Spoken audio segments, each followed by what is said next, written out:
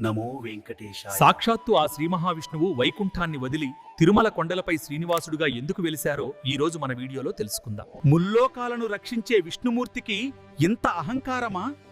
ఒక మహర్షి వచ్చి నా కళ్ళు తెరవకుండా నిద్రిసిరితావా? నా నివాసమైన నీ వక్షస్థలాన్ని ఒక పరాయి వ్యక్తి అవమానించినా నువ్వు మౌనంగా ఉన్నావు. ఈ అవమానం జరిగిన చోట నేను ఉండలేను. లక్ష్మి, నిన్ను వెతుకుతూ ఈ శేషాద్రి కొండలకు వచ్చాను.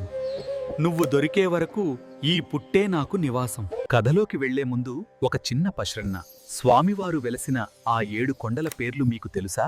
తెలిస్తే వెంటనే కామెంట్ చేయండి. లోక కళ్యాణం కోసం ఆకాశరాజు పుత్రిక పద్మావతి దేవిని శ్రీనివాసుడు వివాహమాడారు.